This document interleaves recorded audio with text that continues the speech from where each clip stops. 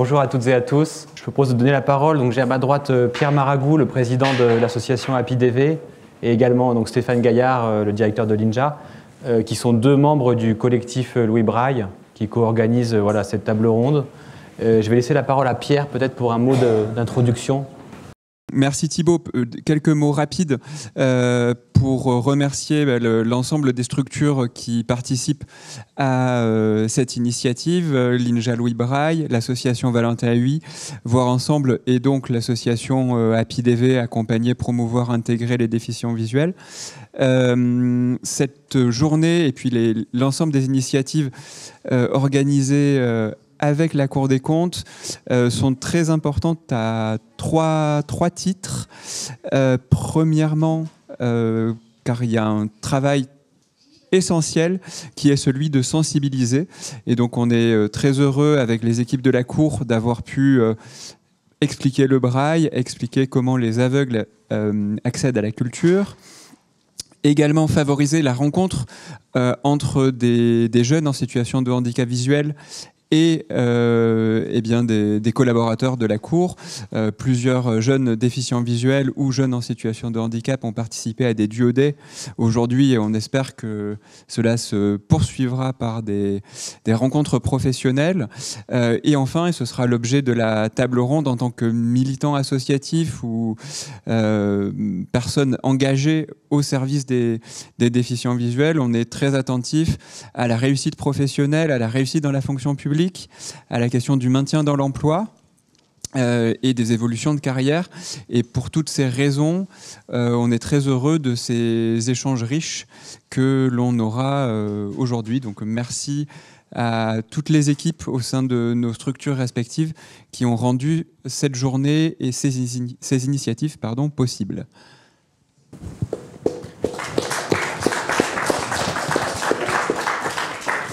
Merci beaucoup Pierre. Donc effectivement, on va commencer la table ronde. Comme l'a dit Monsieur le Premier Président, on a 7 intervenants aujourd'hui et intervenantes, puisqu'on a une majorité de femmes sur la table ronde. On va faire une table ronde en 2 parties. D'abord des témoignages pour partir du terrain, finalement des expériences vécues par les agents en situation de handicap visuel, puisque la thématique qu'on va traiter c'est emploi public et handicap visuel. Et dans un second temps, dans une deuxième partie de table ronde, on pourra donner la parole à des experts, en l'occurrence des expertes du sujet de l'emploi et du numérique. Pour débuter, je propose donc à Pierre Pierre Maragou, donc, qui n'est pas que président d'HappyDV, qui est également attaché territorial au département de Seine-Saint-Denis, chargé des fonds européens, des projets européens. Peut-être de commencer par un témoignage sur son quotidien d'agent territorial, enfin d'attaché territorial, aveugle en l'occurrence. Merci Thibaut. Est-ce que je peux... Alors, je peux vous dire en quelques mots, je pense que c'est peut-être le plus intéressant, c'est de dire comment est-ce qu'on travaille lorsqu'on est aveugle, en ce qui me concerne. Aujourd'hui, il faut être clair,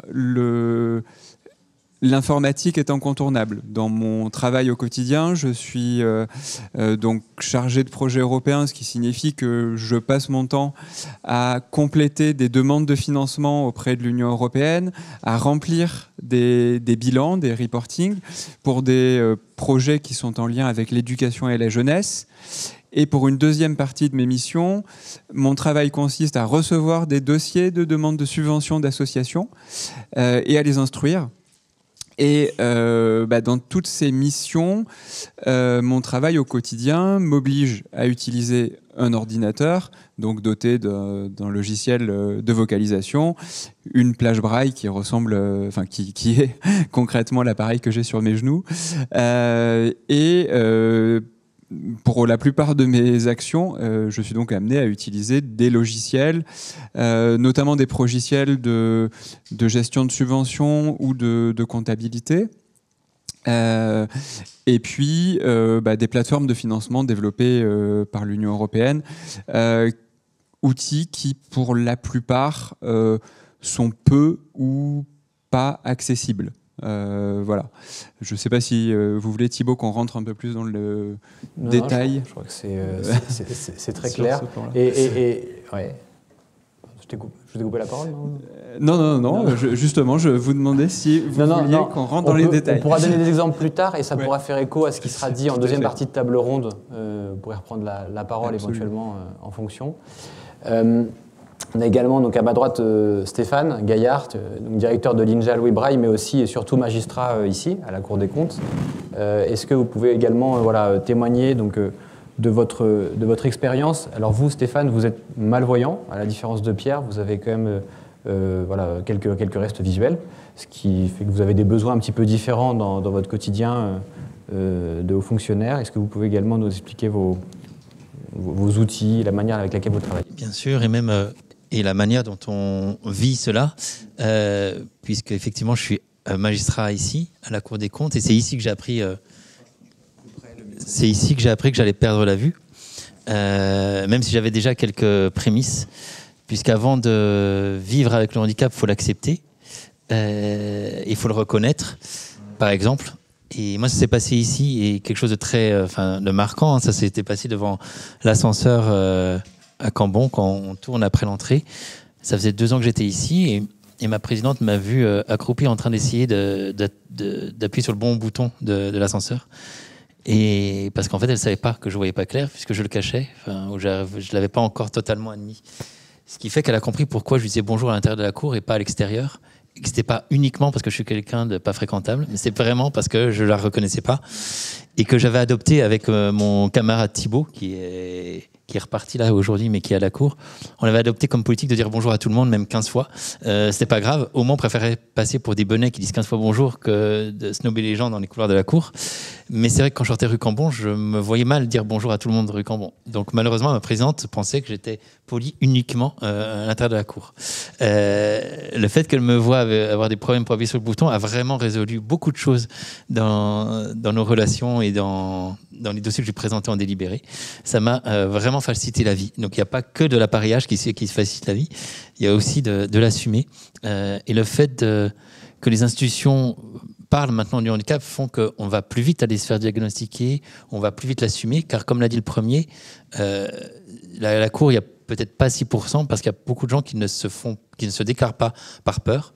Parce que moi, mon premier réflexe, quand j'ai su que j'allais perdre la vue, je me suis dit, je savais qu'à la Cour, ça se passerait bien.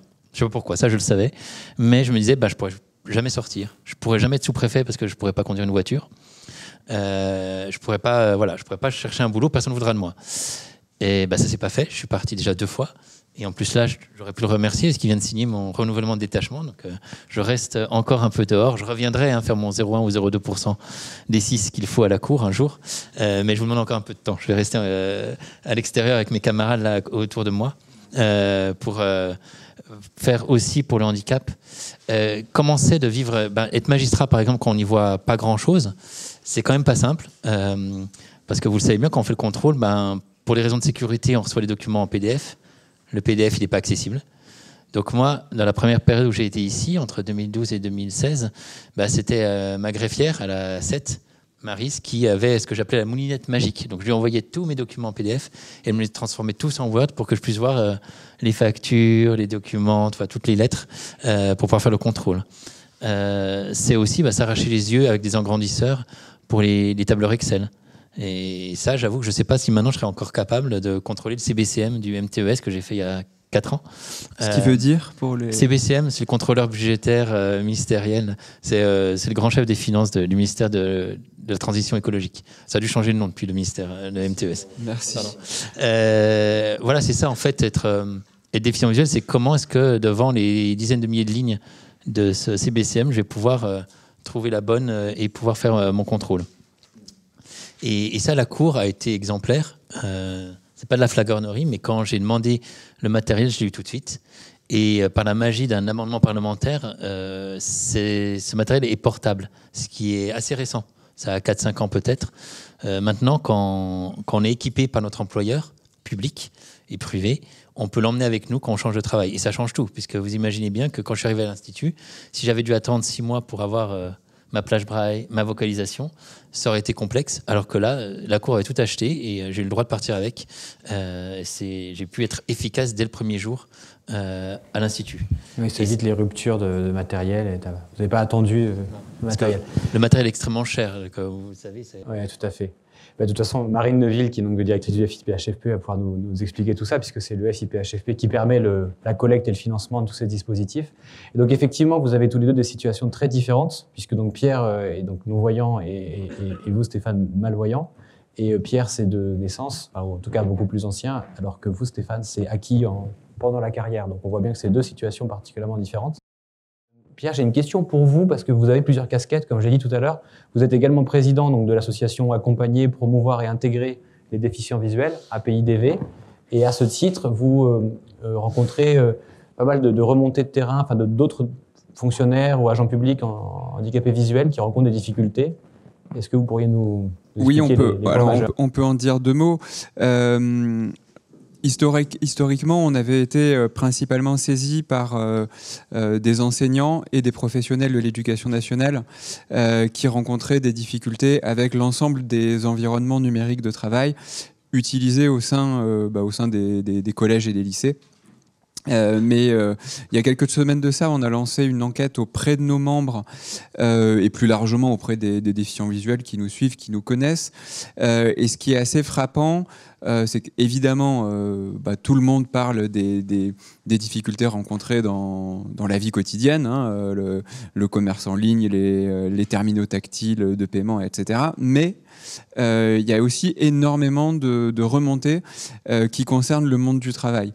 Et comme parmi les déficients visuels, on a quand même une grande majorité d'agents publics, on voit quand même remonter un certain nombre de choses qui reviennent régulièrement, notamment parce qu'ils sont utilisés par tout le monde, les logiciels de gestion du temps de travail.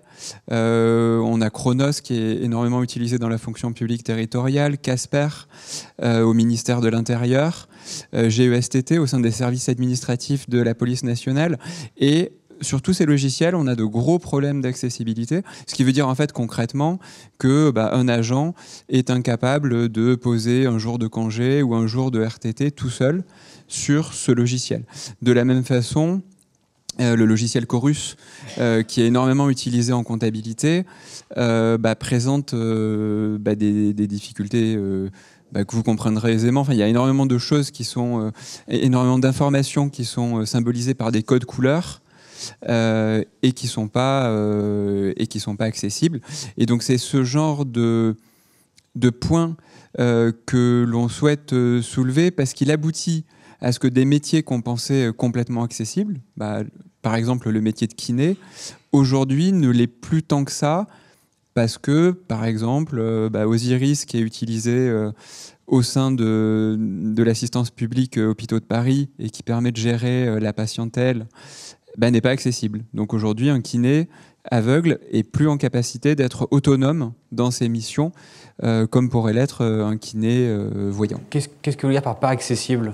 Alors, pas accessible pour concrètement, un peu comme à l'intérieur d'un bâtiment, l'accessibilité, ce sont des règles qui permettent à une personne, là en l'occurrence aveugle ou malvoyante, d'utiliser son logiciel de vocalisation pour piloter cette application métier.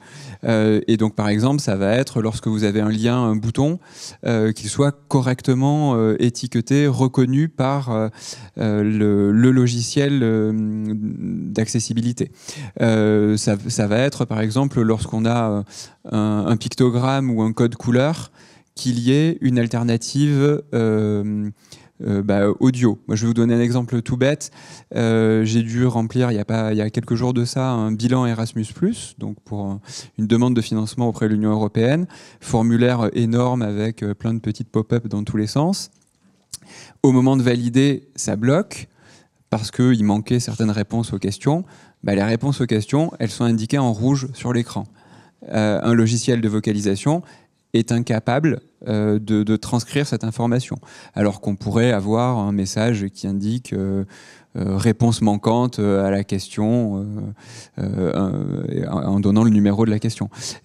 Donc si on ne prévoit pas ce genre d'alternative, et si on ne le prévoit pas dès la conception, évidemment, l'agent non-voyant, au bout du chemin, n'est plus autonome. L'agent non-voyant, mais finalement, si c'était accessible, ce serait pratique pour tout le monde, plus pratique même pour les agents. Je pense. Avec d'autres situations de... C'est une question de design, quoi. L'outil serait designé plus logiquement. Merci beaucoup, Pierre. Je vais donner la parole maintenant à Mehdi Garsala. Je crois que vous êtes, Mehdi, installé à droite de Pierre. Donc Mehdi, vous êtes directeur du numérique et de la donnée ici à la Cour des comptes. Merci d'avoir accepté de participer à la table ronde. Vous souhaitiez partager votre expérience du handicap en tant que manager. Vous avez eu l'occasion de travailler avec une personne en situation de handicap par le passé. Je trouve ça intéressant que vous puissiez témoigner là-dessus. Merci Thibaut. Bonjour à toutes et tous. Effectivement, alors dans le cas que je proposais de partager avec vous, il ne s'agissait pas d'un handicap visuel, mais ma foi, c'est pas gênant. Donc c'est effectivement une expérience qui est antérieure à ma présence à la Cour des comptes, qui date de la période où j'étais chef d'entreprise et où j'ai eu l'opportunité, je parle vraiment d'opportunité, d'accueillir dans mes équipes une personne qui était... à la fois avec une hémiplégie et puis des troubles cognitifs assez importants, et qui était en fait en ESAT, donc dans un centre spécialisé. Et cet ESAT voulait expérimenter un ESAT hors les murs. Et je m'étais porté volontaire pour l'accueillir. Et d'ailleurs, j'avais demandé à ne pas connaître la nature des handicaps. On me dit, vous êtes sûr? Parce que ça va être quand même compliqué. Je dis, non, vous inquiétez pas, ça va bien se passer. Et il se trouve que donc John, pour lui donner un prénom au moins, qui est quelqu'un que je vois toujours, avec qui je suis toujours en contact, au bout de quelques semaines, son référent ou sa référente à l'ESAT m'a appelé en me disant, mais qu'est-ce que vous avez fait? On ne le reconnaît pas. Et alors, moi, je ne le connaissais pas avant, donc j'avais pas trop d'éléments de réponse, mais j'ai dit, rien. En fait, simplement, je l'ai accueilli dans les équipes comme un salarié, comme tous les autres. J'ai été manager aussi parfois un peu dur, en lui disant, écoute, tu peux pas venir en jogging mal rasé, on dirait vraiment maintenant tu fais partie de l'équipe, et et on a simplement travaillé ensemble comme ça. On a dû adapter effectivement un certain nombre de choses, son poste de travail assez légèrement, et puis 2-3 petites choses qui étaient plus liées à ces handicaps cognitifs que j'ai découvert au fur et à mesure. Comme le fait, par exemple, qu'il n'arrivait pas à mémoriser des mots de passe qui n'avaient pas de sens, une série aléatoire de chiffres ou de lettres, ça n'allait pas pour lui. C'est pas grave, on a changé les mots de passe et on mettait des titres de films et ça marche très bien. Ça a changé beaucoup de choses. Alors d'abord pour John, et j'en suis ravi, puisque je me souviens encore, je dois dire avec un peu d'émotion, du jour où il est venu poser sa démission. Il était tout navré en plus, et il venait de signer un CDI dans une banque d'investissement où il allait traiter des ordres boursiers. Voilà, formidable. Vraiment, quelques semaines avant, il était en ESAT et il faisait des cours de cuisine. Alors, j'ai rien du tout contre les cours de cuisine, mais on voit bien que son potentiel s'est révélé en faisant juste rien de particulier, mais être en milieu ordinaire avec des gens qui le traitent de façon ordinaire.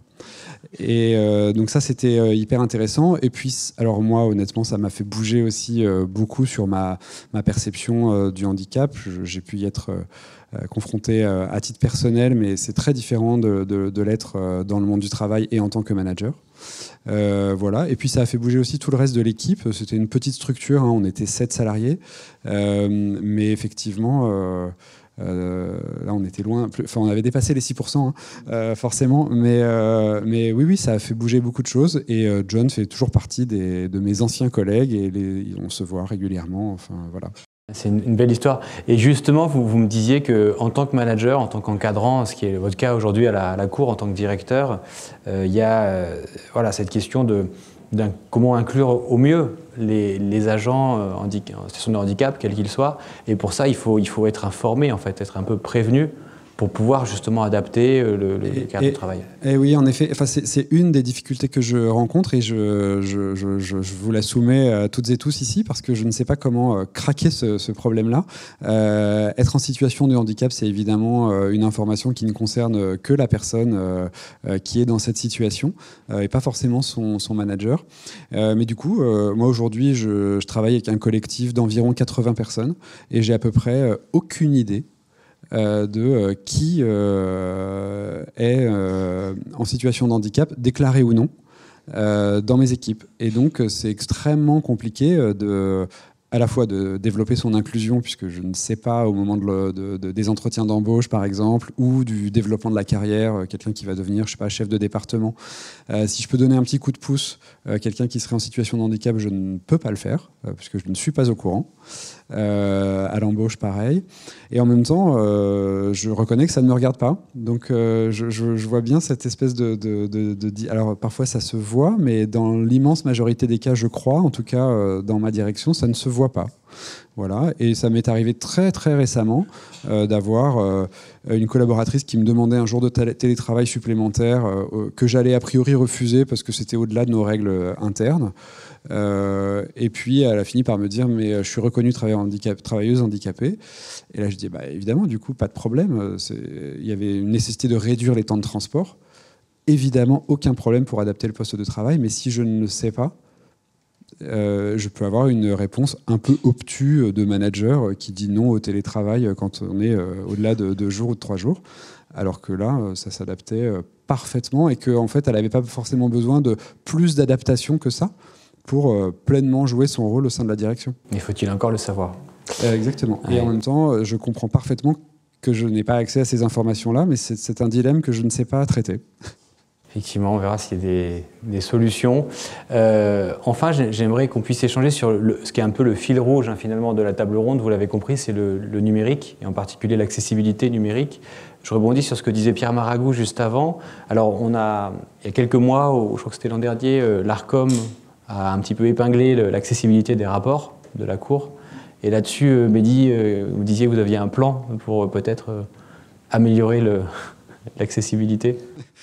Ouais, alors, moi j'ai toujours un plan, mais ce genre de plan, il doit être absolument non seulement partagé, et puis c'est vraiment un dispositif organisationnel qui doit toucher toute la chaîne hiérarchique d'une part, mais surtout la chaîne finalement éditoriale, c'est-à-dire que dès la rédaction, et donc tous les rapporteurs, qu'ils soient conseillers référendaires en service extraordinaire ou pas, les contre-rapporteurs, voilà. Si on veut travailler l'accessibilité, ça doit se faire effectivement dès le début de la rédaction.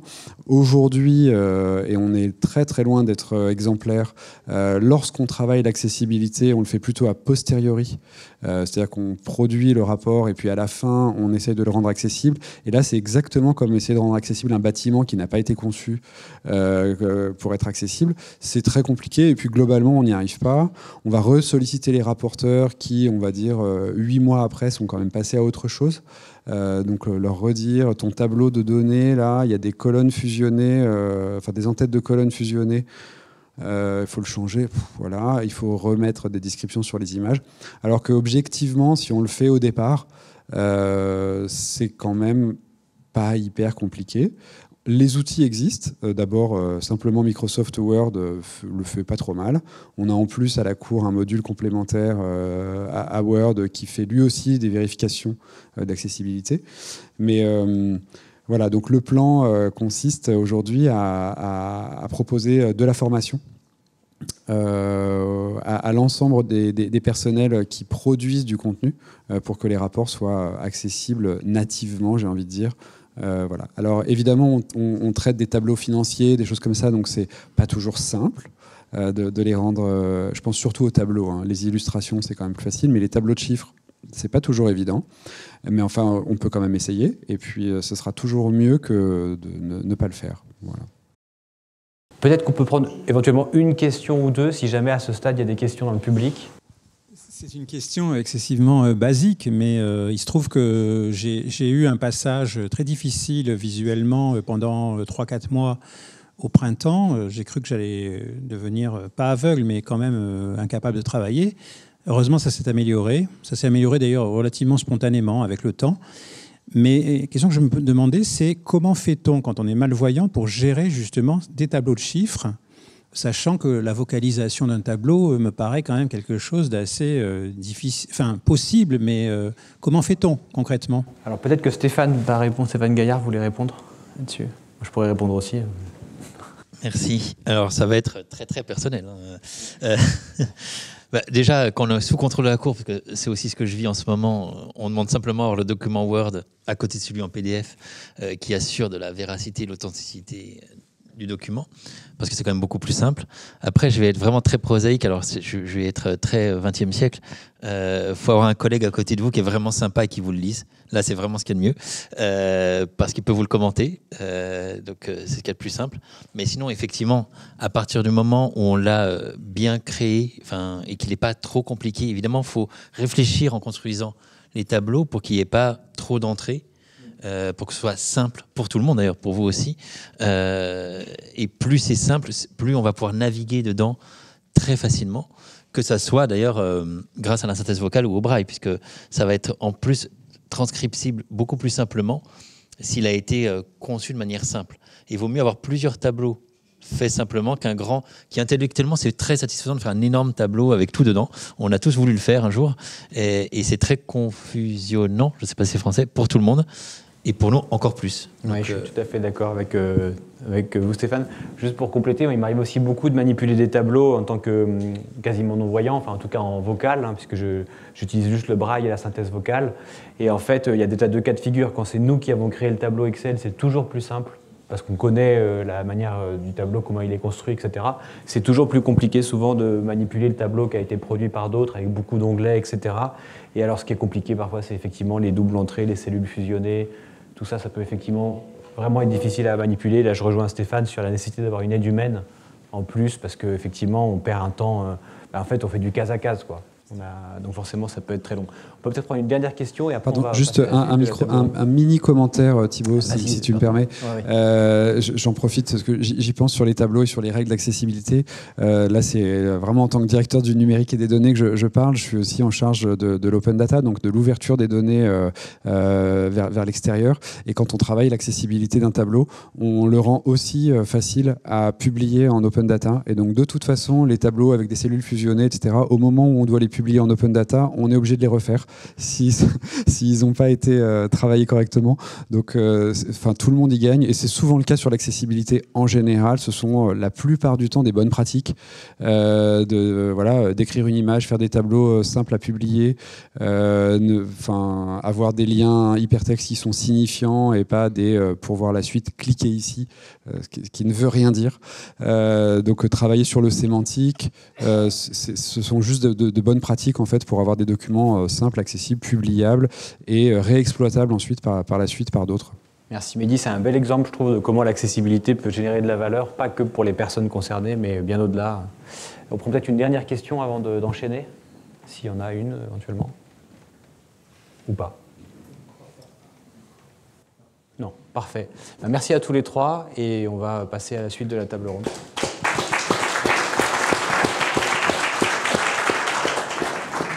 Donc j'accueille Marine Neuville, qui est directrice du FIPHFP. Voilà, c'est le Fonds pour l'insertion des personnes handicapées dans la fonction publique. Je ne me trompe pas, le fameux acronyme. Bienvenue. Également, Madame Péco-Rivolier, je ne sais pas si elle est arrivée, membre du Collège de l'Arcom. Bonjour. Bonjour. Installez-vous. Bonjour. Et puis également Stéphanie Nazarian de la DINUM. Oui. Et pas Dinum, mais à ma gauche, merci. Et puis Mathilde Icard de la DGAFP, merci, parfait. Alors je suis navré, on a fait une table ronde avec des hommes et une table ronde avec des femmes, c'est parfaitement c'est involontaire, mais voilà, c'est comme ça. Je suis ravi de vous avoir parmi nous. Je propose qu'on donne d'abord la parole à Madame Icard. Donc vous êtes chef de service à la Direction générale de l'administration de la fonction publique, mais également, et c'est pour cette raison que en particulier, que vous êtes présente ici, on est ravis, que vous êtes haut fonctionnaire en charge du handicap au sein de la DGAFP. Est-ce que vous pourriez nous dire, par rapport au sujet qui nous intéresse aujourd'hui, qui est celui du handicap visuel et de l'emploi, ce que la DGAFP met en place concrètement en termes de bonnes pratiques, d'actions concrètes, pour favoriser l'emploi des agents en situation de handicap, en particulier visuel, et leur épanouissement, évolution de carrière? Merci Thibaut, merci aux organisateurs, aux organisatrices de m'accueillir ici. Alors en effet, je suis chef de service et je suis même haute fonctionnaire et pas haut fonctionnaire, pour reprendre les propos introductifs rappelés tout à l'heure. Alors donc je suis Mathilde Icard, je me présente aussi. Je suis une femme d'1m63. J'ai les cheveux qui tombent en dessous des oreilles et donc je porte une robe et je suis très contente d'être ici. Et j'ai quand même aussi un petit peu froid puisque nous avons traversé Paris sous la neige, mais je vais me réchauffer avec vous. Alors Thibaut, comme vous me posez une question qui est un petit peu difficile sur l'angle handicap visuel. Parce que d'abord, et ici on est aussi dans un temple qui a à cœur de faire respecter les principes constitutionnels, le principe fondamental en matière d'emploi, c'est celui de l'égalité. D'ailleurs, je vous rappelle un grand principe d'accès à l'emploi public qui est que nous sommes sélectionnés par nos talents et nos vertus, et donc avec ce principe d'égalité. Donc il y a une sorte d'abord en effet de fiction qui est qu'il y a une réalité qui est l'égalité, mais nous on n'approche pas les sujets en matière d'emploi sous l'angle des types de handicap. On approche d'abord sous l'angle de l'égalité et ensuite, en effet, je pense que par exemple ma collègue Stéphanie Nazarian de la DINUM pourra vous expliquer aussi par type de handicap comment sur les outils on va pouvoir adapter pour tenir compte de l'ensemble des handicaps. Donc je vous rappelais ce principe de l'égalité d'accès. Juste un mot sur les taux d'emploi aussi dans la fonction publique. Vous savez peut-être qu'il y a 5 700 000 personnes qui travaillent dans la fonction publique, agents et agentes publics, et on atteint progressivement les 6% d'emploi dans l'ensemble de la fonction publique, sachant que certains versants, le versant territorial est déjà au-dessus de cette cible-là, et que la fonction publique d'État a encore un petit chemin à faire. Toutes nos règles répondent à ce principe de l'égalité d'accès, donc à l'entrée, avec le sacro-saint principe des concours que nous avons pour certains ici expérimenté, des concours et donc de l'adaptation des concours chaque fois que c'est nécessaire, avec des aménagements, des concours, des épreuves pour tenir compte des handicaps.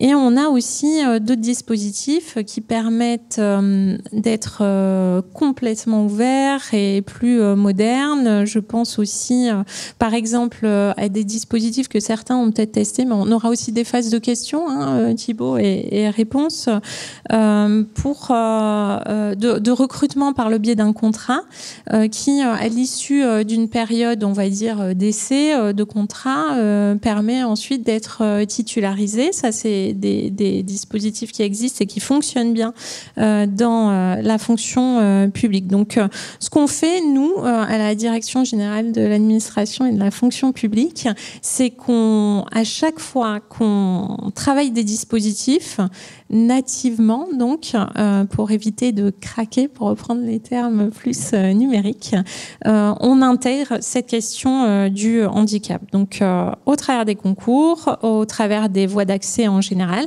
au travers des parcours également. Vous avez parlé tout à l'heure des adaptations de postes, donc des règles précises qui existent pour qu'au travers des médecins du travail, notamment, il puisse y avoir des adaptations. Mais Marine parlera aussi peut-être de tout ce qui existe sur ces sujets. Comme je suis la première, il faut que je fasse attention à ne pas rentrer aussi sur vos champs. Pas tout dire. À tout dire, exactement. Et sur les parcours, les évolutions, parce que ça a été souligné dans les propos introductifs. Nous voyons quand même, nous constatons qu'il y a un enjeu important de lever les freins au parcours. Bon, j'ai parlé déjà des freins possibles. Enfin, vous savez qu'il y a quand même des freins en matière d'entrée, mais en termes de parcours, on sait aussi que, et on voit, il y a des études, la défenseure des droits aussi le rappelle régulièrement dans ses rapports,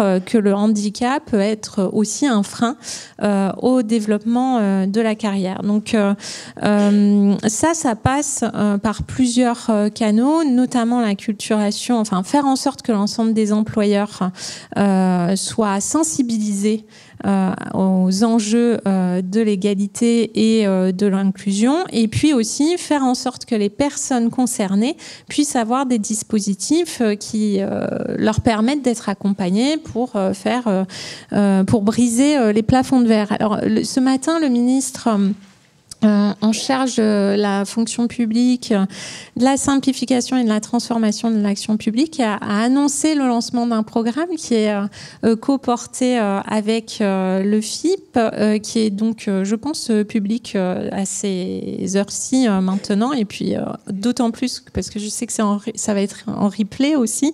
Donc pour ceux qui nous verront à distance dans quelques jours, avec une expérimentation qui va être lancée, un programme qui s'appelle Handitalent, qui va permettre à 60 agents de la fonction publique, de toute catégorie et de tout versant, d'être accompagnés dans leur projet d'évolution. Au travers de séances de formation, de coaching, et ce qui comptait aussi pour nous. Donc ça va se passer l'année prochaine, et si certains d'entre vous sont intéressés, allez-y, candidatez au travers de vos employeurs. Ce qui comptait aussi pour nous, c'est que ce soit pas qu'une démarche en direction des agents concernés, c'est que ce soit aussi une démarche en direction des employeurs, pour que ensuite, que ça soit pas juste un coup en fait, et que ce type d'action puisse dupliquer, qu'il puisse y avoir le réflexe toujours de, à chaque fois qu'on a besoin d'un petit coup de pouce ou de sensibiliser sur les enjeux de promotion, que ce soit possible à tous les niveaux, localement, dans les ministères, dans les collectivités, chez les employeurs en général. Voilà, je m'arrête là parce que je crois que j'ai 5 minutes, mais je voulais quand même juste dire un truc, Thibaut.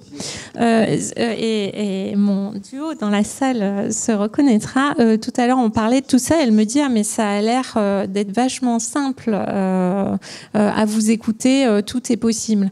J'ai bien conscience que ces sujets sont très compliqués et qu'on a encore beaucoup de chemin à faire.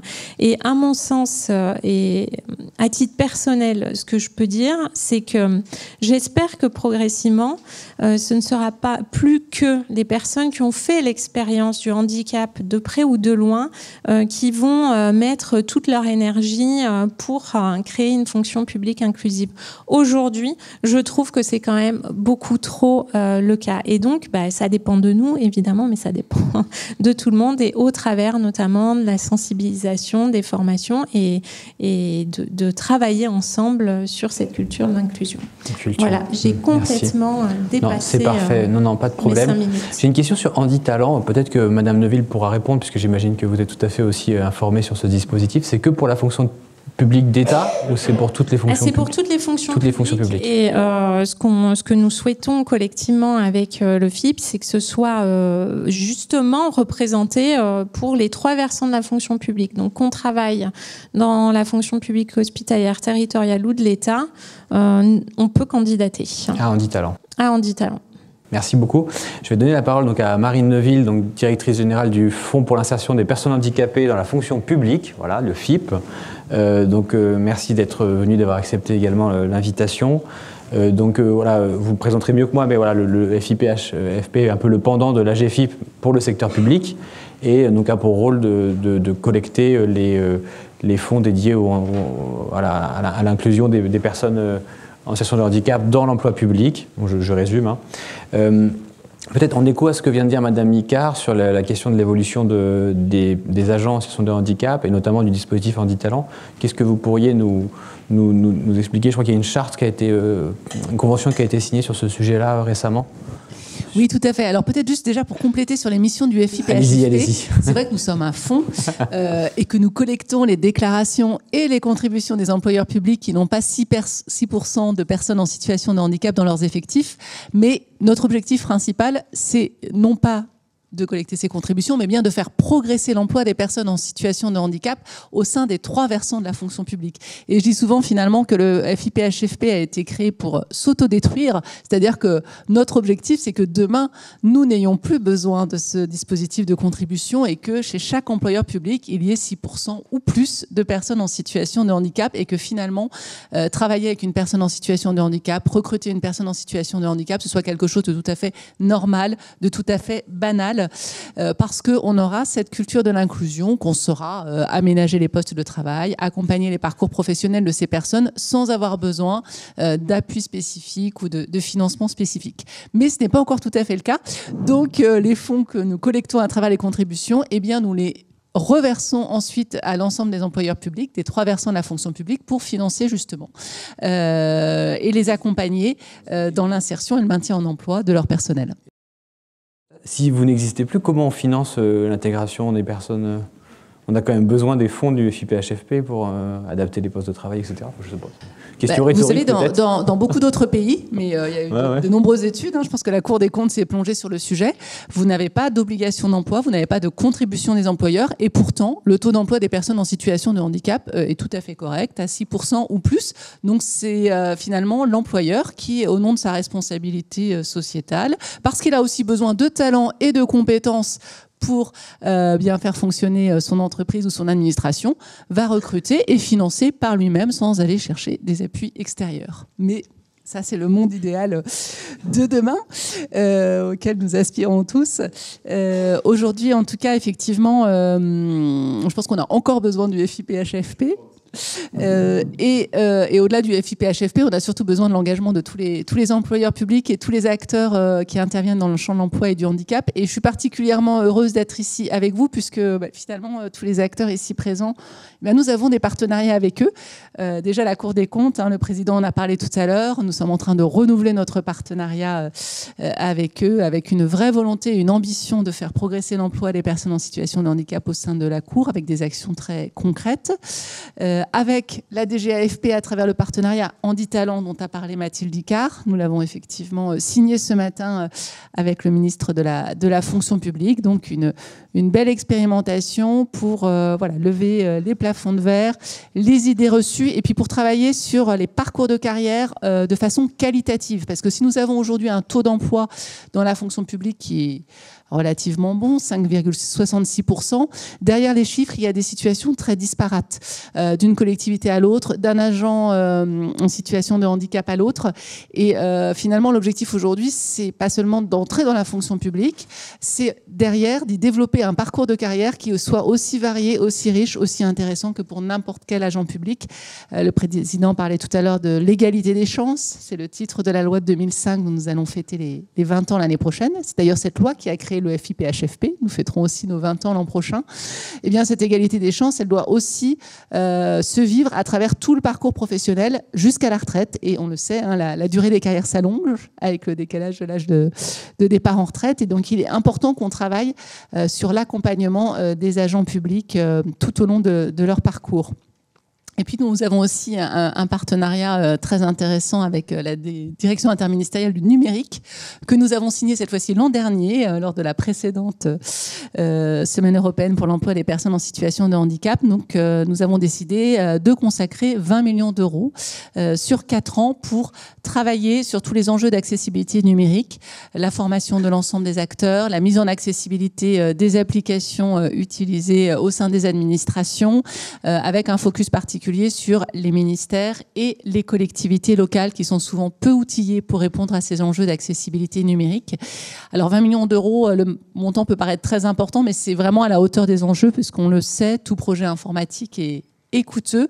Et lorsqu'on veut mettre aux normes une application qui n'a pas été nativement conçue pour être accessible, c'est d'autant plus complexe et coûteux. Mais voilà, on en parlera sûrement de façon plus concrète tout à l'heure. Mais c'est un axe fort aussi de l'action du FIEP HFP dans ce domaine. Et au-delà des partenariats qu'on peut avoir, bien sûr, à travers nos dispositifs d'aide, nos conventions avec les employeurs publics, comme avec la Cour des comptes, nous accompagnons les employeurs dans leur politique d'emploi des personnes en situation de handicap sur tous les axes, l'accessibilité numérique, mais également le recrutement, le maintien en emploi, la sensibilisation et la formation des personnels. Ça, c'est un enjeu très fort dont on a pu déjà aussi parler tout à l'heure, puisque finalement, il ne suffit pas d'avoir un référent handicap ou une mission handicap très performante pour que le taux d'emploi augmente. Il faut vraiment que cette question devienne l'affaire de tous, puisque au quotidien, ce sont les collègues de travail, c'est l'encadrant qui va accompagner la personne en situation de handicap. Et si on n'a pas dans la fonction publique des cadres, des agents publics qui sont sensibilisés au handicap, qui vont avoir du coup les bons réflexes pour accueillir, accompagner, aider peut-être à certains moments la personne en situation de handicap, eh bien on n'arrivera pas à avoir une insertion professionnelle réussie. Donc toutes les actions de formation et de sensibilisation, et la semaine européenne en fait partie, sont extrêmement positifs pour faire progresser cette culture de l'inclusion dans le secteur public. On parle beaucoup effectivement de de culture de l'inclusion, culture du handicap.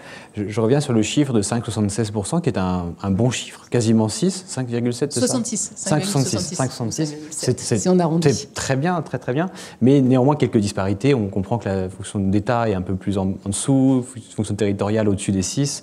Et j'imagine aussi des disparités selon les catégories. Peut-être que les catégories A sont... Oui, tout à fait. Alors, la majorité des agents en situation de handicap sont des agents de catégorie C.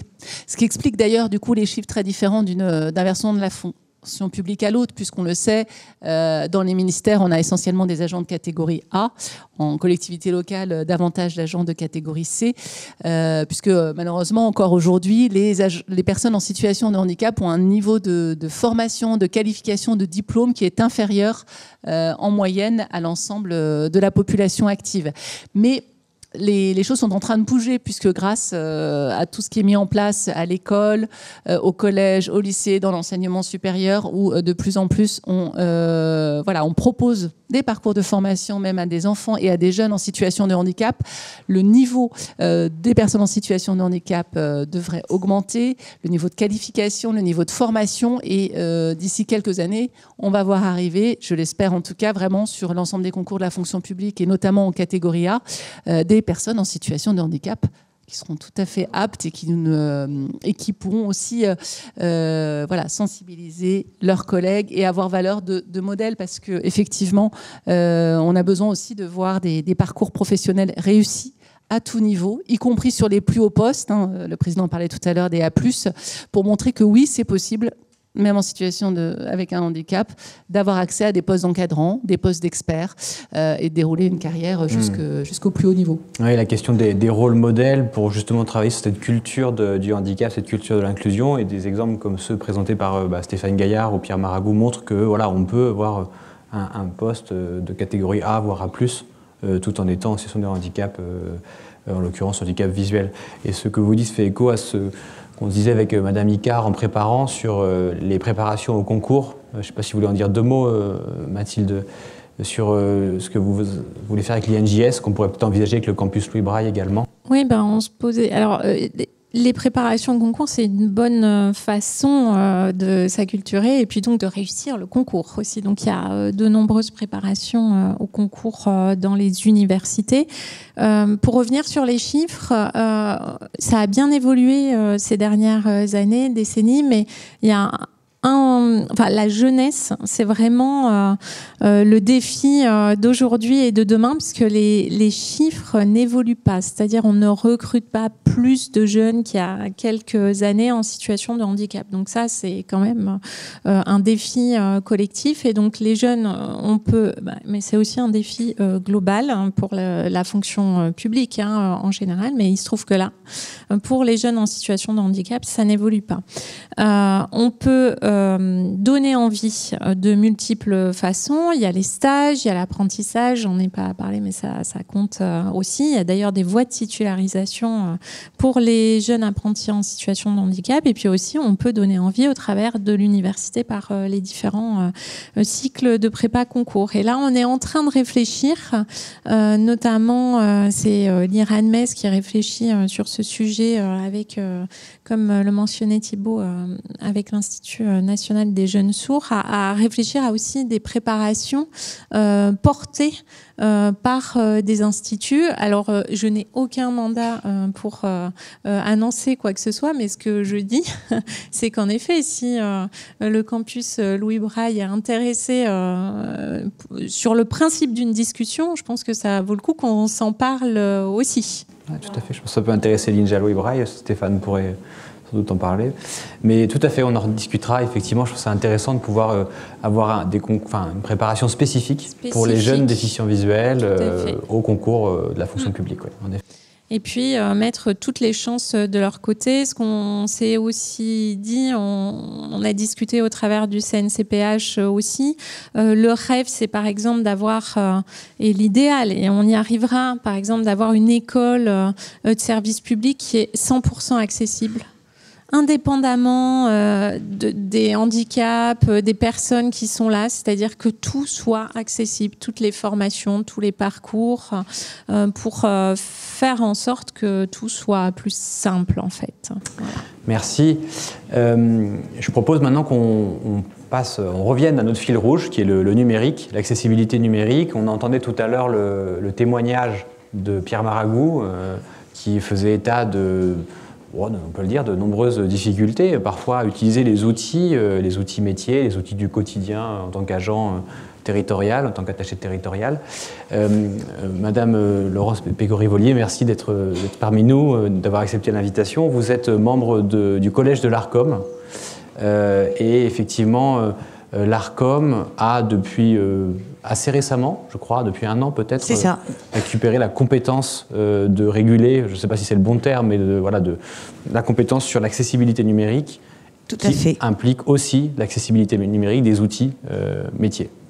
Et je vous laisse nous expliquer tout ça. Merci beaucoup, merci pour l'invitation. Alors effectivement, l'ARCOM, qui est le successeur, vous le savez, du CSA, a assez traditionnellement dans son escarcelle la question de la préoccupation par rapport à la représentation du handicap, mais jusqu'à présent on la connaissait par rapport aux médias audiovisuels classiques et donc on se préoccupait à la fois de l'accessibilité des programmes audiovisuels et on se préoccupait, ça c'est une question très très très forte chez nous et on vient de sortir d'ailleurs le bilan 2023 sur la représentation du handicap, on se préoccupait de vérifier que derrière les écrans, il y avait bien une représentation de ce qu'on appelle la diversité et parmi ces critères de diversité, qu'il y avait bien une représentation des personnes en situation de handicap avec cette idée que plus il y a de représentation qui correspond à l'état de la société et plus aussi l'intégration est plus facile à mettre en œuvre. Et sur la question de la représentation du handicap, je ne vous cacherai pas que c'est un souci important puisque dans le dernier baromètre que nous avons sorti la semaine dernière, nous sommes toujours à 0,9% de représentation de personnes en situation de handicap derrière les écrans. Donc on voit bien que c'est largement insuffisant, même si il y a quand même des progrès et même si ça s'explique par un certain nombre de données. Bref, nous en étions là dans nos missions et en 2023, effectivement, un texte nous a demandé de nous occuper de la mise en œuvre de textes existants depuis des années sur l'accessibilité des sites internet publics conformément aux normes RGA. Donc ça faisait des années que, notamment sous l'impulsion européenne, il était prévu que les sites internet publics soient conformes à un certain nombre de normes permettant leur accessibilité par l'ensemble des personnes ayant un handicap, que ce soit visuel, auditif ou autre, et un certain nombre d'années que ces textes n'étaient pas mis en application. En fait, les chiffres que nous avons, qui sont approximatifs parce qu'on n'a pas vraiment de données, c'est que si on regarde quel est le nombre de sites Internet public concerné, c'est à peu près 200 000 sites, mais en réalité, c'est largement sous-estimé puisque dans notre escarcelle, il y a aussi les applicatifs métiers dont on va parler, les sites intranet. Donc en fait, c'est beaucoup plus de sites qui sont concernés et qu'on est à peu près dans l'ordre de 3% de sites qui sont parfaitement conformes à l'ensemble des caractéristiques d'accessibilité. Donc voilà l'état du dossier tel qu'on l'a pris en 2023. Quand on a fait l'état des lieux, on s'est rendu compte qu'on avait quand même affaire à des acteurs qui n'étaient pas insensibles à la question, c'est les acteurs publics, mais qui étaient un peu dépassés d'abord par le nombre de missions qu'ils avaient à mettre en œuvre et dépassés par l'ampleur de la tâche, et on en a parlé. Ça coûte cher, il y a beaucoup de critères, on parle de centaines de critères, ça paraissait sur des sites qui effectivement n'avaient pas été conçus pour ça, sur la manière aussi des agents, et on en a parlé aussi, d'appréhender le rapport à l'accessibilité, tellement un chantier énorme qu'en fait je crois que tout simplement on n'avait pas le courage d'attaquer la montagne. Donc ce constat étant fait, on s'est dit, en fait ce qu'il faut, c'est sensibiliser et dire, 1, vous avez cette obligation, nous vous le rappelons, 2, maintenant c'est nous qui la vérifions, donc on va être derrière le dos de l'ensemble des institutions publiques. 3, nous allons travailler avec vous sur la manière de gravir la montagne et vérifier que ça se fait éventuellement par palier, mais que ça se fait. Et 4, à tout hasard, sachez que si jamais ça n'est pas fait, une fois qu'on se préoccupe de votre institution, on peut aller jusqu'à un système de sanctions. Donc, il faut évoluer. Nous avons défini un programme de travail. Donc, outre les actions de sensibilisation, aller rencontrer les représentants des maires, les représentants des départements, on a envoyé quelques milliers de courriers à l'ensemble des responsables dans ces secteurs-là. On a établi un plan de vérification d'un certain nombre de sites sur la première année qui comprend aussi bien des ministères que des mairies, que... Alors évidemment, on se dit qu'il faut aller à l'utilitaire, donc puisqu'on ne fera pas tout la première année, aller à ceux qui sont les plus fréquentés et ceux qui sont les plus nécessaires. Quand il s'agit d'avoir je sais pas, demander une carte d'identité et qu'il faut passer par le site numérique, faut aller là-dessus en premier. Mais on sait que de toute façon, depuis la période Covid, quand même, beaucoup de sites sont utilitaires au premier degré.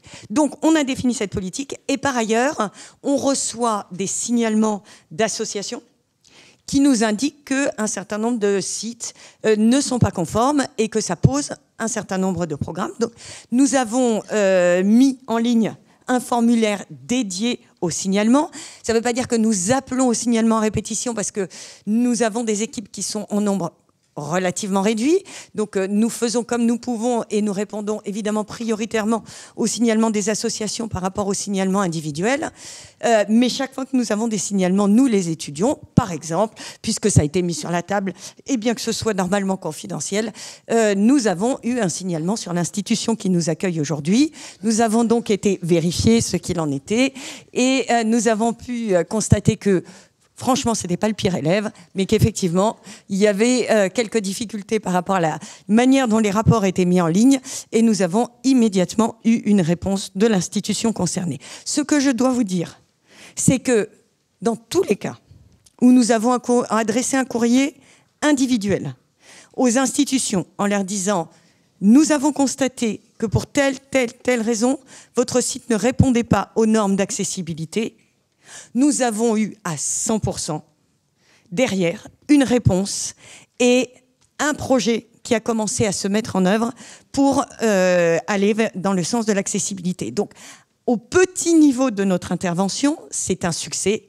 mais c'est un tout petit niveau et nous en sommes conscients puisqu'effectivement nous débutons et que le nombre de lettres individuelles avec suivi individuel que nous avons pu mettre en œuvre est un tout petit morceau de l'océan qui nous attend, mais nous allons continuer.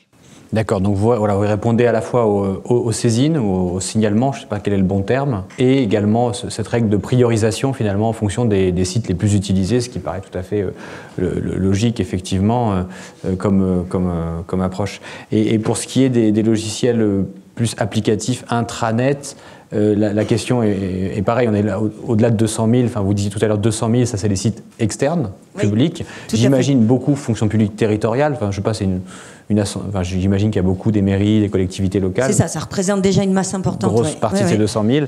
Et pour les applicatifs métiers, est-ce que c'est pareil, ça dépend des saisines qu'on vous remonte? Alors effectivement, on l'a pas mis dans nos priorités d'intervention parce qu'effectivement d'abord on n'a vraiment pas une connaissance du secteur et puis c'est rentrer dedans est plus complexe pour nous.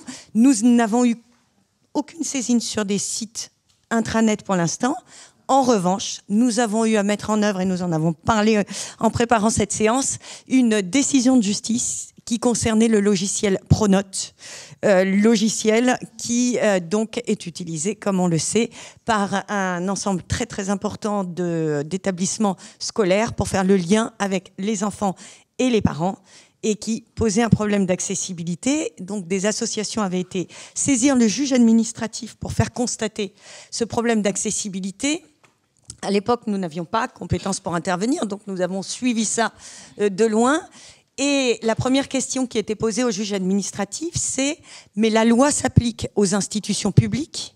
Or, le logiciel Pronote est édité par une société privée, Index Éducation, laquelle, elle, n'est pas contrainte à ces normes d'accessibilité. » Et le juge administratif, intelligemment, a dit « ok, je le constate, il n'empêche que ce logiciel a vocation exclusive à être utilisé par des institutions publiques et par conséquent, je ne peux pas mettre en demeure ce producteur de logiciels, mais je peux quand même considérer qu'il est normal qu'il soit dans la cause et lui demander de faire évoluer en accord avec les établissements publics la situation actuelle. Et puis, le juge administratif a conclu, et je constate que maintenant c'est l'Arcom qui est compétente pour vérifier l'application de ces textes, et par conséquent, je demande à l'Arcom de se préoccuper de cette situation. Voulez-vous la suite? Voilà comment mets du suspense. Voilà comment le dossier est arrivé sur...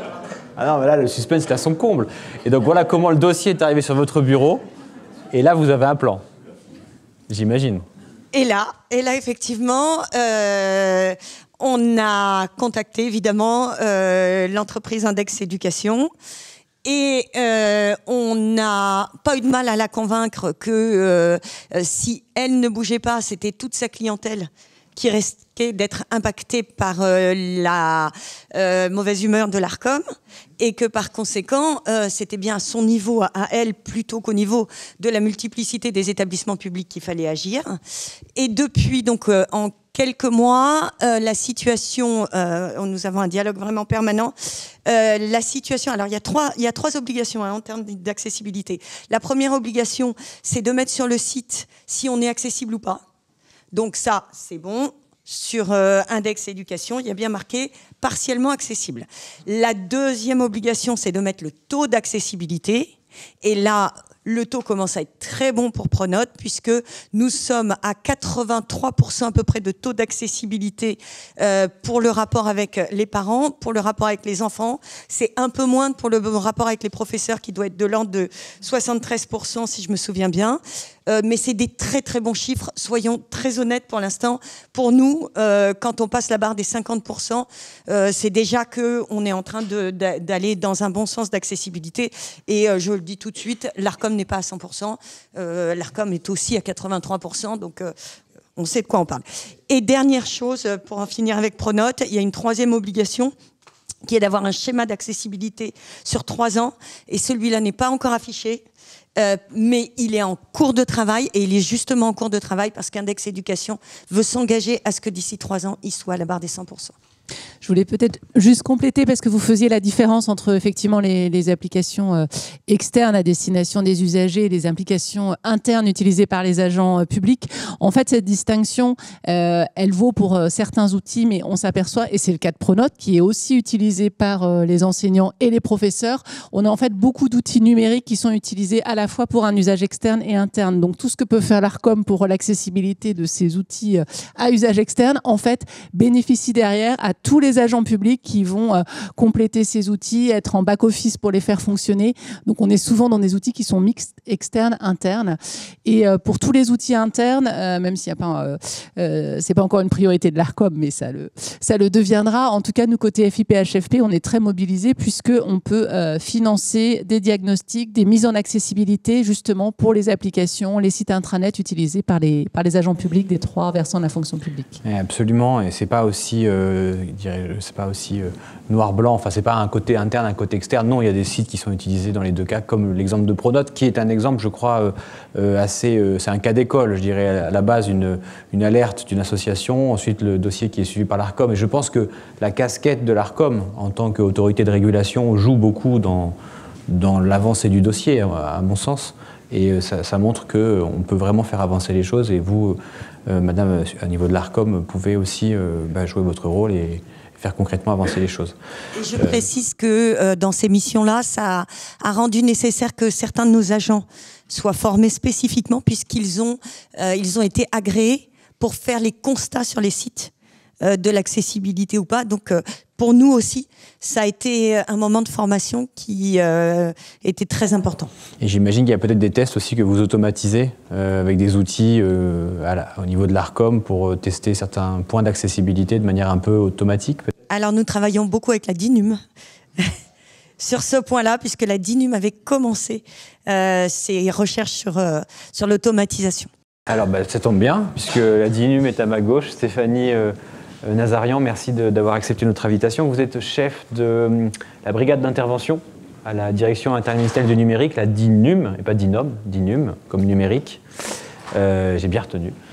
Donc merci d'être là. Et effectivement, vous, sur les sujets d'accessibilité qu'on a beaucoup évoqués durant la table ronde, vous mettez en place notamment des formations, entre autres, à destination des agents publics.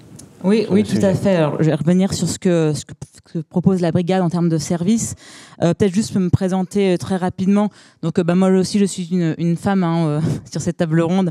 Je suis tout seul. J'ai les cheveux longs, voire très longs. Je porte une veste et un pantalon. Et donc, je suis en effet responsable de la brigade d'intervention numérique qui a pour objectif d'accompagner les administrations à réussir leurs projets numériques. Alors, on agit sur 3 leviers avec un certain nombre d'experts. Donc, il y a différentes expertises dans l'équipe, et notamment le design et l'accessibilité numérique. Et je les mets vraiment ensemble parce que, comme vous l'avez dit, ça n'a pas de sens de faire de l'accessibilité.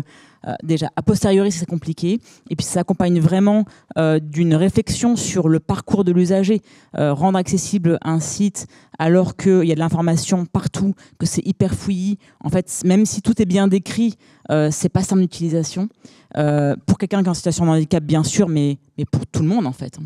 Donc, vraiment, les 2 expertises vont de pair. Et donc, les 3 leviers d'action. Le premier levier, c'est l'accompagnement sur les projets portés par les administrations.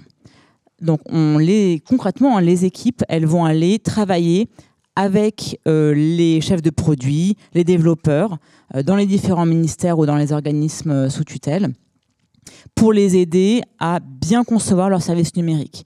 Donc, on va faire des audits, que ce soit des audits RG2A, des audits de design. On va fournir des recommandations sur comment faire quelque chose de plus simple, de plus clair, d'accessible. On va faire des maquettes, des tests usagers, donc toutes ces choses qu'on va proposer aux organismes.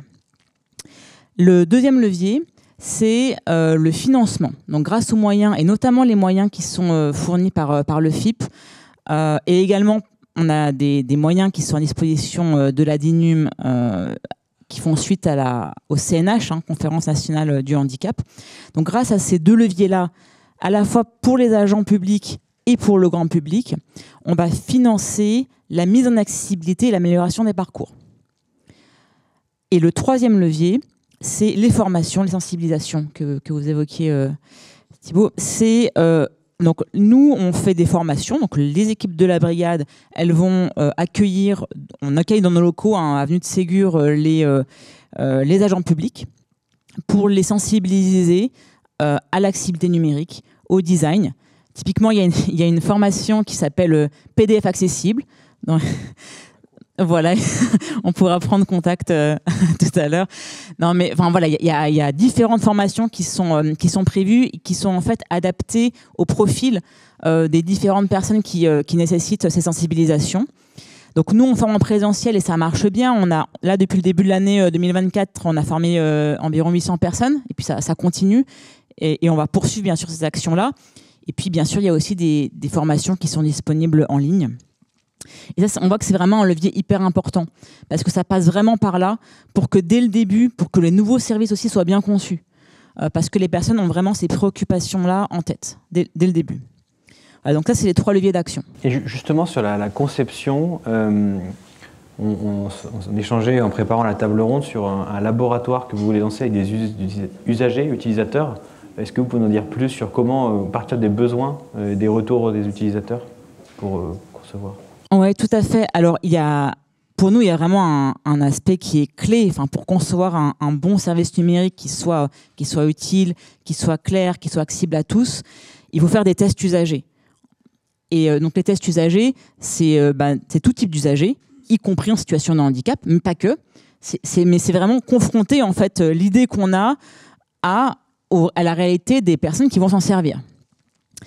Et ça, c'est vraiment très, très parlant. En fait, parfois, on passe du temps à expliquer les choses et on se rend bien. Enfin, nous, on constate que quand un chef de produit, un développeur, il a en face de lui un usager qui n'arrive pas à utiliser son service, qui ne le comprend pas, qui ne peut pas s'en servir parce qu'il n'est pas accessible, c'est hyper impactant. Et en fait, nous, on veut vraiment généraliser ces tests usagers en créant un laboratoire de tests utilisateurs et notamment grâce aux moyens du FIP, c'est ce qu'on va mettre en œuvre. Alors là, sur le laboratoire, je me permets de faire, peut-être que Pierre voudrait dire quelque chose, mais effectivement, je pense qu'au niveau de Pierre Maragot de APIDV, au niveau des tests utilisateurs, il ne faudra pas hésiter à nous solliciter, les associations, le campus Louis Braille, APIDV, pour vous aider à constituer des panels de testeurs, constitués d'agents publics, déficients visuels ou aveugles, pour ce qui est du campus Louis Braille, mais on pourrait compléter évidemment avec d'autres institutions, d'autres associations, si vous le souhaitez. Avec grand plaisir, oui. Et je reviens sur une question que posait tout à l'heure Madame Pécori-Vollier, sur l'automatisation des tests. Ça n'a pas grand-chose à voir, on en parlait juste avant. Est-ce que la DINUM se saisit aussi de ce sujet-là pour tester l'accessibilité de manière automatique ? Alors, oui et non, j'ai envie de dire. En fait, il faut quand même avoir en tête que parmi les critères de conformité au référentiel RG2A, il y en a environ un tiers qui est automatisable. Et effectivement, il existe des solutions qui permettent d'automatiser ces tests, et tant mieux, et il faut s'en servir à fond. Mais ça ne remplace pas un audit. Typiquement, savoir si... je vous donne un exemple, mais parmi les critères, il faut qu'il y ait une alternative textuelle à une image.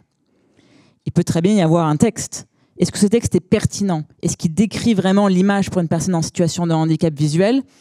Ça, sans avoir un contrôle humain, on ne peut pas s'en rendre compte. Bon, je vous donne un exemple. Moi-même, je ne suis pas experte en accessibilité, mais en tout cas, il y a tout un tas de critères qui ne sont pas automatisables et qui nécessitent des audits. Donc, on peut réaliser ces audits. La DINUM peut le faire. Il y a aussi d'autres. Au sein des ministères, il y a des personnes qui sont formées à faire ça. Il y a également des prestataires qui peuvent réaliser ça. Mais il faut. Je pense que ça peut être un bon outil, en fait, ces tests automatisables. Mais il faut garder ça permet en tout cas pour des acteurs comme l'ARCOM de pouvoir automatiquement voir que si les critères automatisables sont pas bons, c'est que de toute façon le site n'est pas conforme. Mais pour autant, ça ne va pas dire, même si ceux-là sont bons, que le site est conforme. Oui, tout à fait. C'est une base, mais ce n'est pas exhaustif et on ne peut pas juste se baser là-dessus sur un test automatique. Merci beaucoup. Avant de passer aux questions, je vais aussi me décrire, puisque vous êtes décrit, mesdames, et je ne l'ai pas fait. Donc moi, en plus, c'est croustillant aujourd'hui parce que je me suis pris un mur tout à l'heure. Tout le monde ne le voit pas. Pour ceux qui sont non-voyants, malvoyants. J'ai une veste rouge, j'ai un pantalon beige, une cravate grise et un chien beige. Et effectivement, j'ai un pansement sur le front puisque je me suis cogné tout à l'heure dans la rue. Non, j'ai suivi Todd. Enfin, je ne l'ai pas suivi, c'est de ma faute. C'est pas de la faute de mon chien. Je dédouane mon chien tout de suite. Je vous propose qu'on prenne peut-être quelques questions dans le public. Merci à toutes les quatre, pour vos interventions.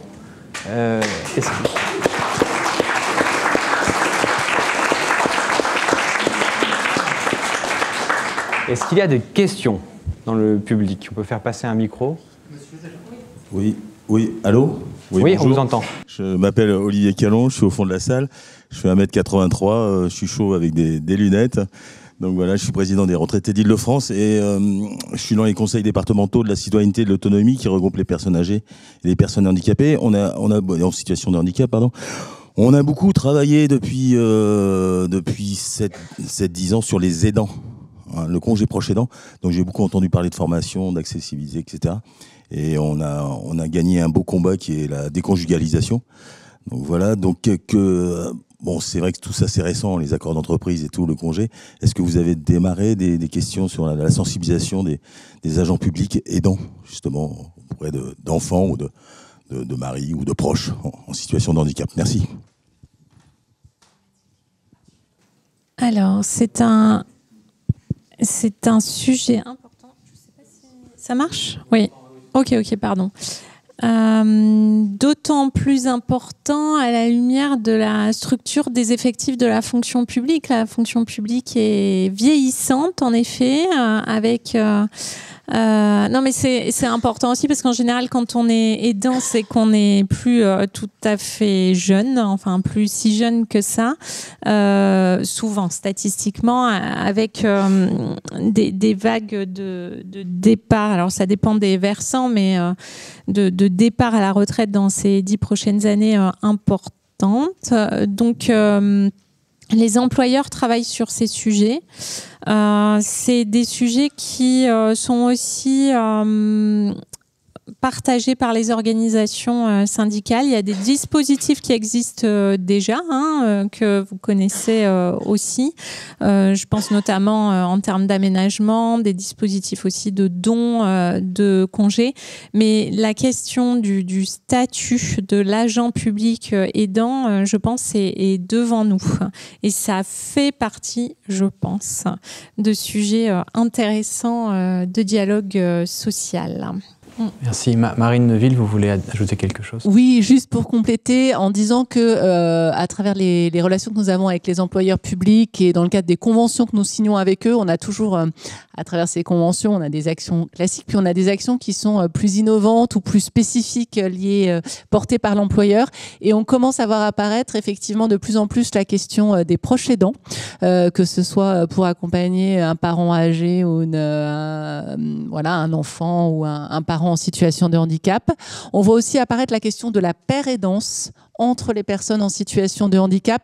Et donc, de plus en plus d'employeurs, notamment des collectivités locales, accompagnent finalement... On n'a pas de réponse forcément juridique ou financière, mais on a des réponses sur le fait qu'ils prennent conscience de ces enjeux-là et de plus en plus s'organisent finalement des groupes de travail ou des groupes de parole, entre guillemets, où justement des aidants vont se retrouver, des personnes en situation de handicap vont se retrouver entre elles pour témoigner de ce qu'elles peuvent vivre et échanger surtout sur la personne qui peut vous aider, le service à contacter dans telle ou telle situation.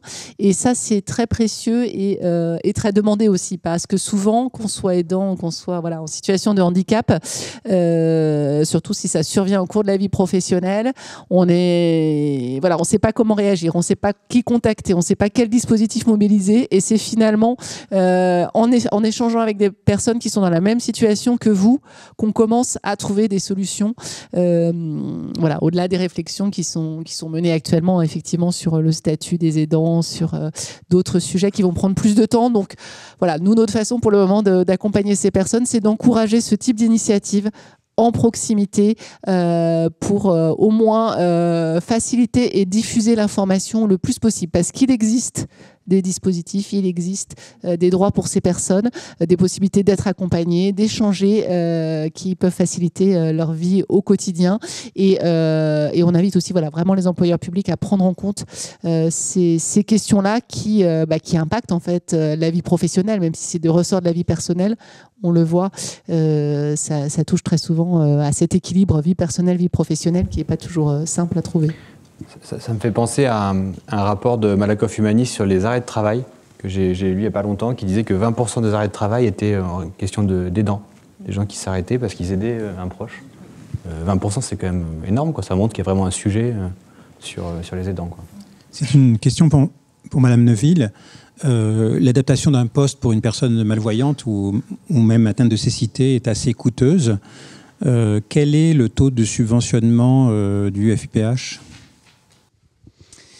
Alors, à partir du moment où effectivement on est dans de la compensation, hein, c'est-à-dire vraiment un besoin qui est lié au handicap et donc qui s'impose à l'employeur comme à la personne en situation de handicap pour qu'elle puisse travailler dans de bonnes conditions, on prend en charge, la totalité des coûts. Alors, on a des plafonds. En général, c'est dans la limite de 10 000 euros pour les matériels ou les aides techniques, hein, quel que soit le type de handicap concerné, ce qui permet quand même de financer la plupart des équipements, des matériels, notamment pour les personnes non-voyantes et malvoyantes. Est-ce qu'on a d'autres questions? Peut-être Pierre Maragou, vous voulez dire quelque chose, poser une question à nos intervenantes? Alors, question peut-être pour la DINUM assez précise, hein, puisque vous avez évoqué trois volets d'action. Le deuxième m'intéresse particulièrement, c'est la question du travail avec les éditeurs et les développeurs sur les logiciels métiers. Ma question est la suivante.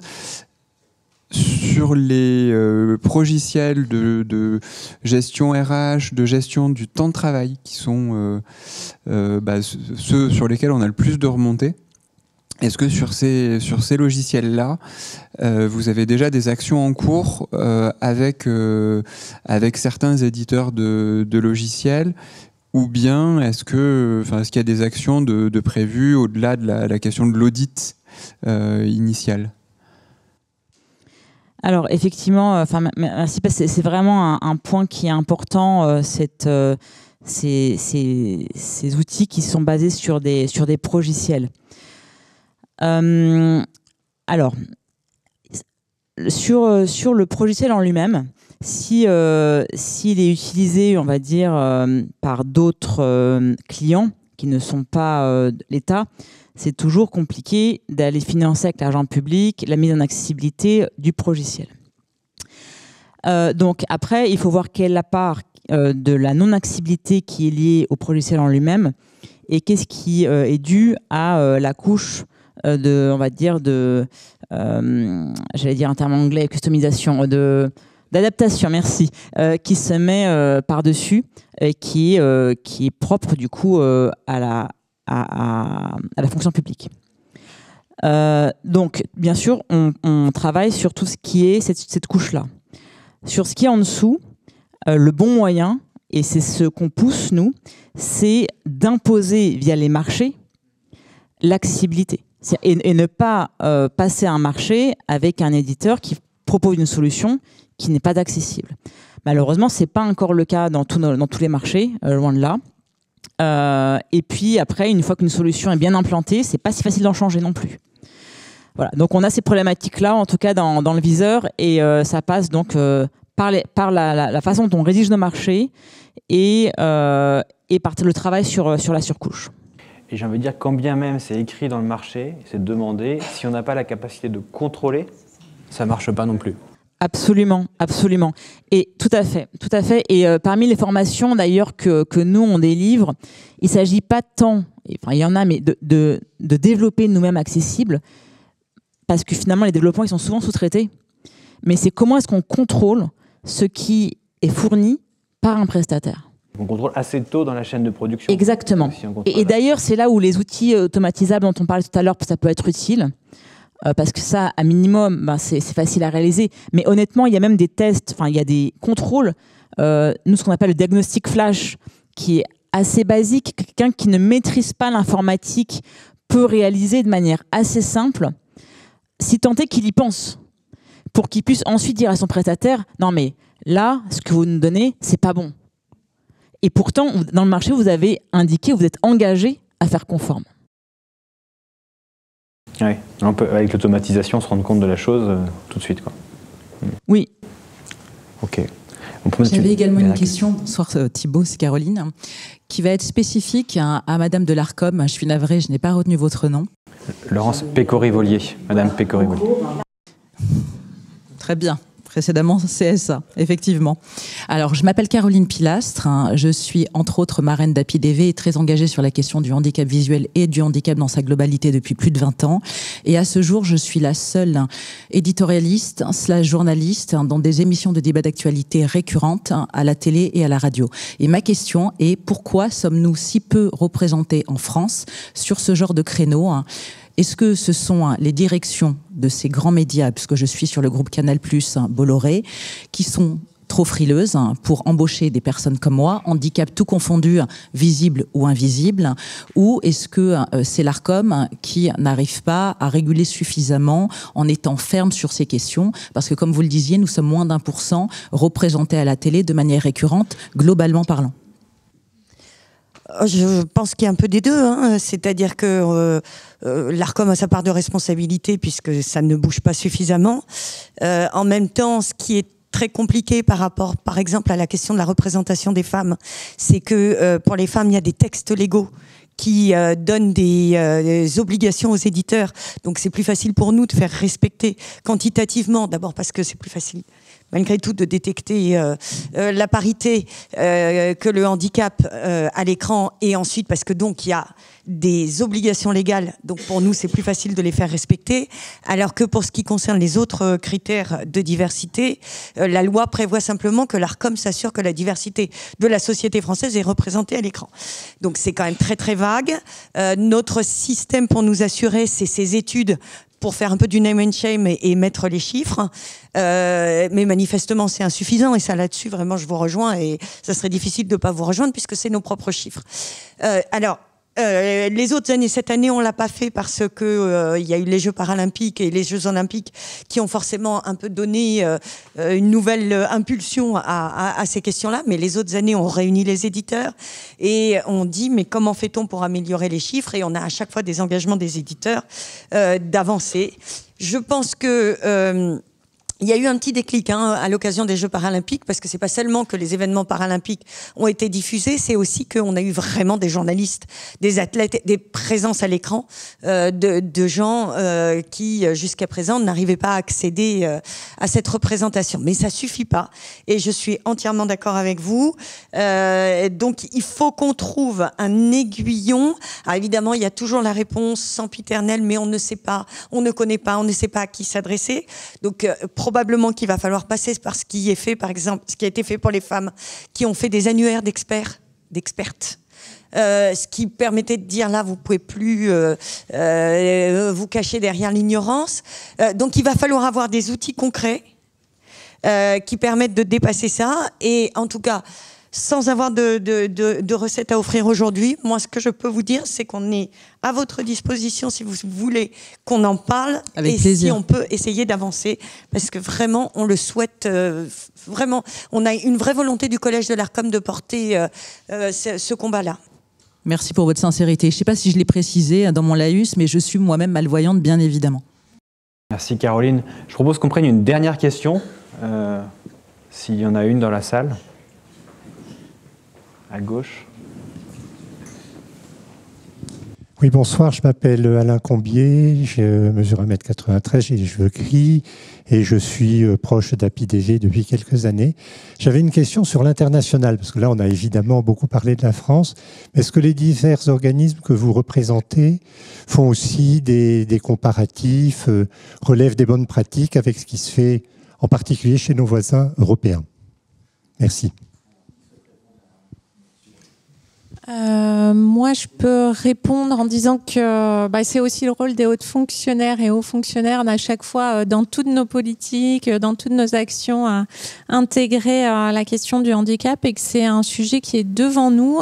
Il se trouve que la DGAFP a en effet des coopérations administratives et donc ça fait partie des sujets de l'année prochaine. On s'est notamment rapproché de tous nos partenaires francophones pour créer un cycle de discussion sur ces questions-là. Donc vous en entendrez parler l'année prochaine avec un événement qui s'appelle les Regards francophones et qui sera dédié au handicap dans la fonction publique, dans notre réseau de francophonie. Ce sera l'an prochain, en 2025 ? L'an prochain, voilà, aux alentours, enfin en lien aussi avec l'anniversaire de la loi 2005. Mais bon, il faudra qu'on trouve la bonne date pour qu'il y ait des personnes qui soient... Les événements vont se bousculer en février. Oui, c'est pour ça. Donc, ça sera peut-être un peu plus tard aussi pour que vous puissiez venir.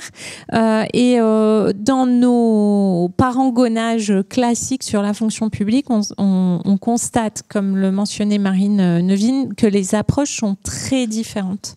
La question de la diversité, de l'égalité, du handicap sont approchées très différemment, avec ou sans approche de discrimination positive, avec ou sans approche de sanctions. C'est vraiment très variable, mais comme aussi les modèles de fonction publique.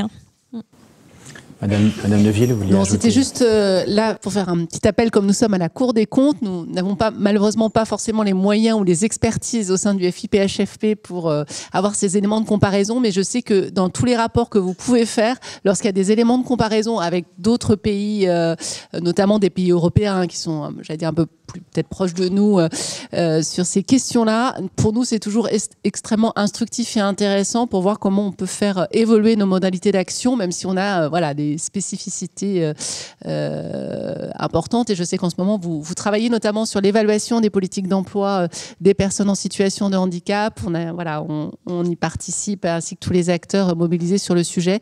Et c'est vrai que je pense que c'est extrêmement important d'avoir ces éléments de comparaison pour qu'on puisse progresser collectivement dans ce domaine. Merci beaucoup.